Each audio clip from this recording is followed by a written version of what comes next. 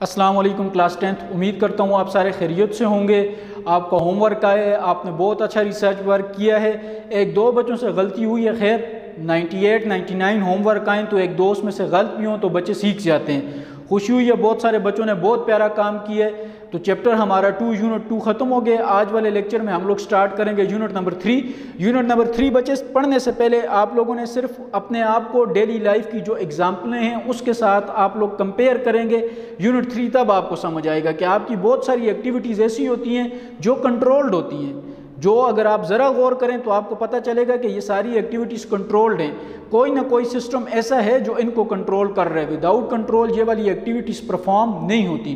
तो इस यूनिट में हम लोग यही चीज़ डिस्कस करेंगे कि कैसे हमारी एक्टिविटीज़ क्या होती हैं, आपके पास कंट्रोल्ड होती हैं। तो यूनिट की तरफ चलते हैं बच्चे। यूनिट नंबर 3 है, बायो का ओवरऑल लेक्चर नंबर 24 है। यूनिट का नाम है आपके पास कोऑर्डिनेशन एंड कंट्रोल। तो आज तो टेस्ट डे भी है। टेस्ट आपके पास प्रीवियस चैप्टर से होगा। प्रीवियस चैप्टर आपके पास होम्योस्टैसिस था। तो टेस्ट जो आपको आज मैं दूंगा वो आप लिखेंगे शॉर्ट क्वेश्चन की फॉर्म में, फंक्शन ऑफ नेफ्रॉन।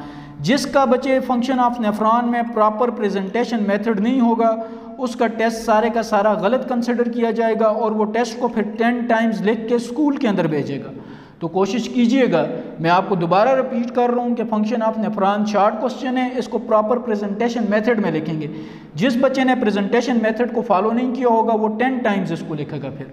तो चलते हैं बच्चे हम लोग अपने किसकी तरफ, लेक्चर की तरफ। यूनिट 3 है।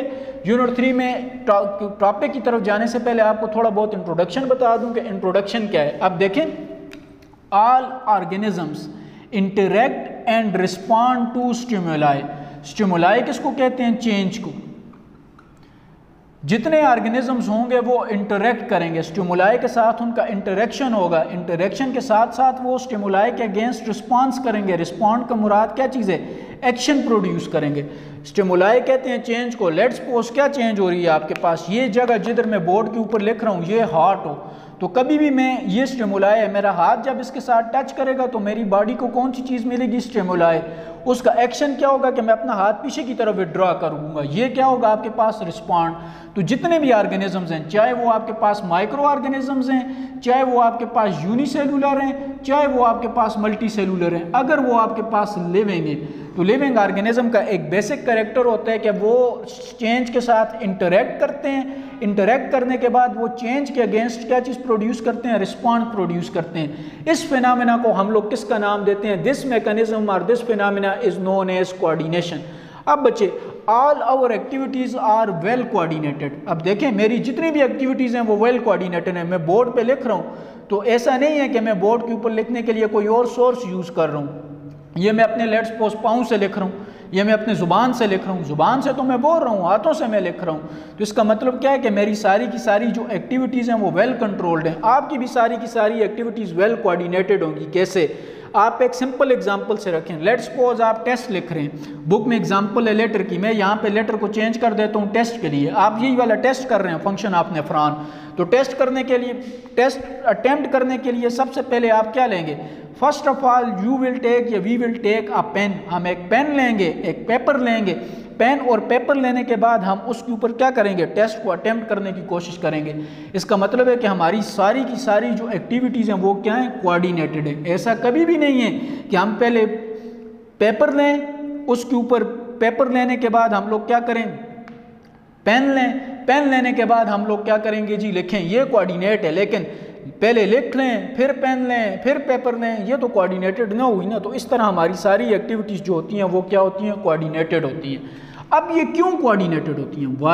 वाई ऑल आर एक्टिविटीज़ या why all activities are well coordinated. इसका आंसर क्या है आपके पास?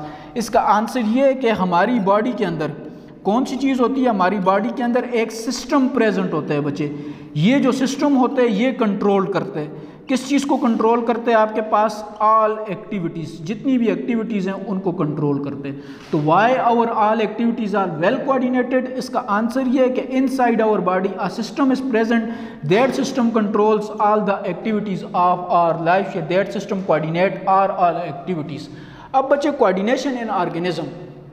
अब हम लोग देखते हैं कि ऑर्गेनिज्म के अंदर कोऑर्डिनेशन कैसे होते हैं। तो सबसे पहले टॉपिक की तरफ जाने से पहले आपको इसकी डेफिनेशन आनी चाहिए। कोऑर्डिनेशन, सिंपलेस्ट डेफिनेशन जो आप लोग फॉलो कर सकते हैं वो क्या है आपके पास कि working together of all the parts of body, जितने भी पार्ट्स ऑफ बॉडी हैं उनका इकट्ठे काम करना, इस मैकेनिज्म को हम लोग किसका नाम देते हैं? कोऑर्डिनेशन।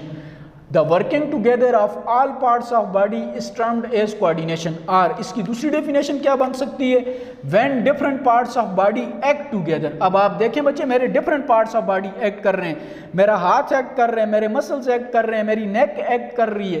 तो नेक का एक्ट करना, मसल्स का एक्ट करना, हाथों की मूवमेंट करना, साथ साथ पाँव का चलना, तो ये सारे मेरे डिफरेंट पार्ट्स ऑफ बॉडी इकट्ठे काम कर रहे हैं, एक्ट टुगेदर, इकट्ठे काम कर रहे हैं। किसको आंसर दे रहे हैं? स्टिमुलाई को आंसर दे रहे हैं। अब मुझे स्टिमुलाई क्या फेस करनी पड़ रही है इस टाइम? मेरी स्टिमुलाई क्या है? ये बोर्ड, ये बोर्ड के ऊपर कभी इधर लिखना पड़ता है, कभी इधर लिखना पड़ता है, कभी इधर लिखना पड़ता है।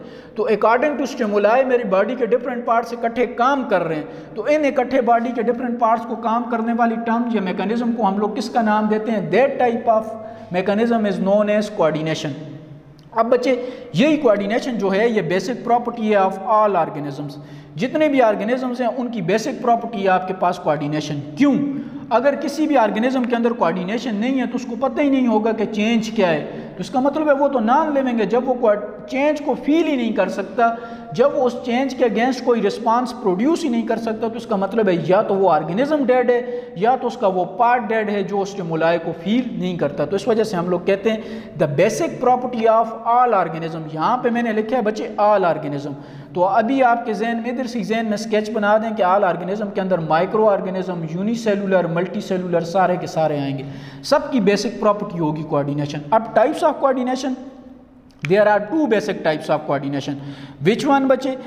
Number one is nervous coordination and number two or second one is chemical coordination.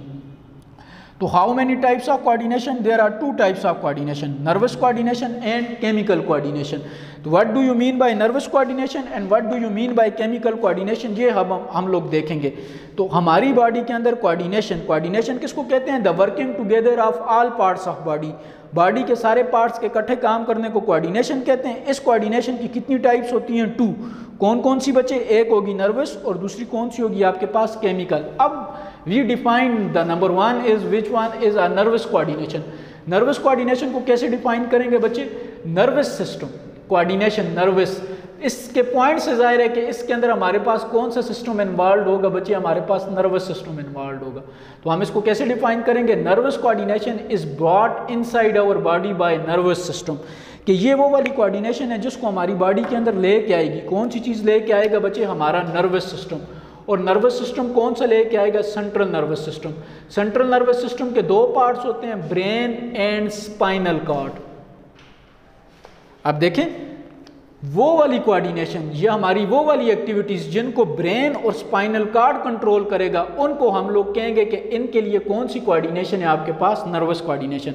तो आसान अल्फाज में आपको मैंने बताया है कि nervous coordination is a that type of coordination in which our brain and spinal cord are involved, or in which our central nervous system involved, or in which our nervous system is involved.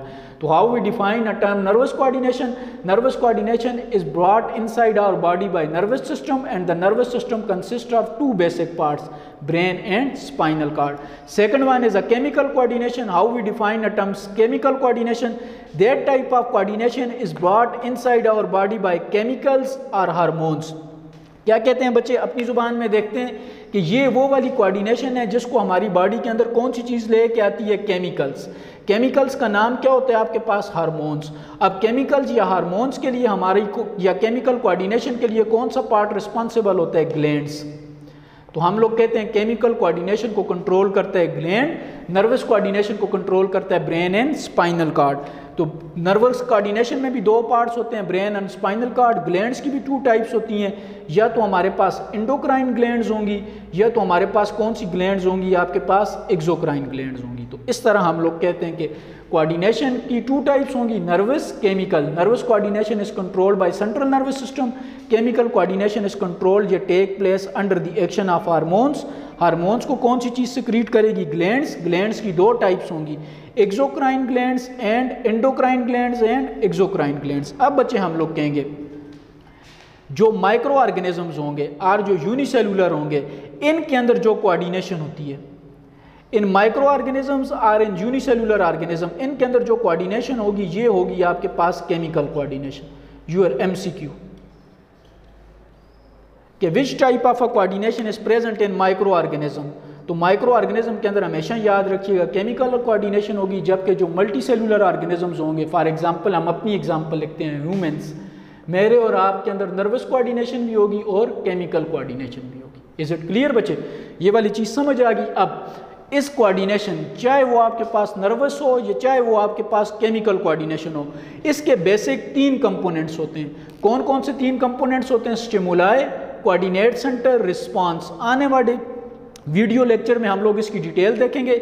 आज सिर्फ इनका introduction देख लें कि stimuli क्या चीज़ होती है बच्चे। तो there are 3 components for coordination. Coordination के 3 कंपोनेंट्स होंगे। कौन कौन से? Stimuli, coordinate centre, response. अब चाहे नर्वस कोऑर्डिनेशन हो या चाहे केमिकल कोऑर्डिनेशन हो, कंपोनेंट्स आपके पास कितने होंगे? 3। स्टिमुलाई, स्टिमुलाई किसको कहते हैं बच्चे? चेंज को। आपके इंटरनल एनवायरनमेंट में और आपका जो एक्सटर्नल एनवायरनमेंट है, एक्सटर्नल या इंटरनल एनवायरनमेंट के अंदर किसी किस्म की भी कोई भी चेंज आएगी, उस चेंज को हम लोग किसका नाम देंगे बच्चे? That change is known as stimulus और that change is known as stimuli. हमारा इंटरनल एनवायरनमेंट, इंटरनल एनवायरनमेंट से हम लोग वाकिफ़ हुए हैं पिछले चैप्टर में, जिसका नाम है होम्योस्टेसिस। एक्सटर्नल एनवायरनमेंट हमारा आउटर एनवायरनमेंट। अभी मैं खड़ा हूँ, ये रूम मेरा एक्सटर्नल एनवायरनमेंट है। मेरे ब्लड के इस टाइम अंदर जो मैकेनिज्म हो रहे हैं वो मेरा इंटरनल एनवायरनमेंट है। तो इंटरनल एनवायरनमेंट या एक्सटर्नल एनवायरनमेंट के अंदर कोई भी चेंज होगी, उसको हम लोग किसका नाम देंगे? स्टिमुलाई का। इस स्टिमुलाई को आपके पास डिटेक्ट करेगी, स्टिमुलाई को हमेशा डिटेक्ट करेगा बच्चे आपके पास रिसेप्टर्स। स्टिमुलाई को फील करेगा रिसेप्टर्स, रिसेप्टर मैसेज भेजेंगे, रिसेप्टर इस चेंज वाला मैसेज लेके जाएंगे आपके पास कोऑर्डिनेट सेंटर के पास। अब कोऑर्डिनेट सेंटर से मुराद कौन सी चीज़ है? Brain, central nervous system. Change जो होगी उसको रिसेप्टर फील करेंगे, उस चेंज को नर्व्स की मदद से किसके पास लेके जाएंगे? कोऑर्डिनेट सेंटर के पास। कोऑर्डिनेट सेंटर के पास ये वाली जो चेंज होगी इसकी रीडिंग होगी। रीडिंग होने के बाद दोबारा कोऑर्डिनेट सेंटर से एक और मैसेज आएगा। वो मैसेज जो कोऑर्डिनेट सेंटर से आएगा उसको हम लोग किसका नाम देंगे बच्चे? रिस्पांस का। किसका नाम देंगे? रिस्पांस का। रिस्पांस में या तो आपके पास ग्लैंड्स एक्टिव होंगी या तो आपके पास कौन सी चीज़ एक्टिव होगी? मसल्स एक्टिव होंगे। अब देखें, there are 3 components for coordination, stimulus, coordinate centre, response. Stimulus change को हमेशा फील करते हैं रिसेप्टर। रिसेप्टर ने चेंज को फील किया, वो लेके गए कोऑर्डिनेट सेंटर। कोऑर्डिनेट सेंटर हमेशा आपके पास कौन सा पार्ट होगा? ब्रेन। ब्रेन ये जो रिसेप्टर वाली चेंज होगी इसकी रीडिंग करेंगे। रीडिंग करने के बाद इसके अगेंस्ट रिस्पांस या मैसेज प्रोड्यूस करेंगे।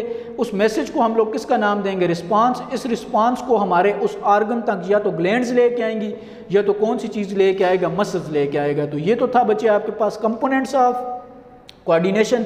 इन कंपोनेंट्स की डिटेल हम लोग आने वाले वीडियो लेक्चर्स में देखेंगे। आज वाले लेक्चर में आपको इंट्रोडक्शन दिया है कोऑर्डिनेशन करके, कोऑर्डिनेशन कैसे इंपॉर्टेंट होती है, कोऑर्डिनेशन की types and just components of coordination. तो ये तो था आज का लेक्चर। आज के लेक्चर से रिलेटेड होमवर्क आपका नहीं है, सिर्फ आपको डेफिनेशंस का पता होना चाहिए। आज के लेक्चर से रिलेटेड आपका होमवर्क क्या है कि आज आपका टेस्ट डे, आज आपका टेस्ट क्या है कि आप दोबारा रिपीट कर रहा हूँ, फंक्शन ऑफ नेफ्रॉन को प्रॉपर प्रेजेंटेशन मेथड की शक्ल में शॉर्ट क्वेश्चन बना के लिखेंगे। लिखने के बाद आपके जो ग्रुप्स बने हुए उसमें भेज देंगे। तो नेक्स्ट वीडियो लेक्चर में जब आएंगे तो इन कंपोनेंट्स की डिटेल पढ़ेंगे। तब तक अपना बहुत ख्याल रखिएगा। शुक्रिया, वस्सलाम, खुदा हाफ़िज़।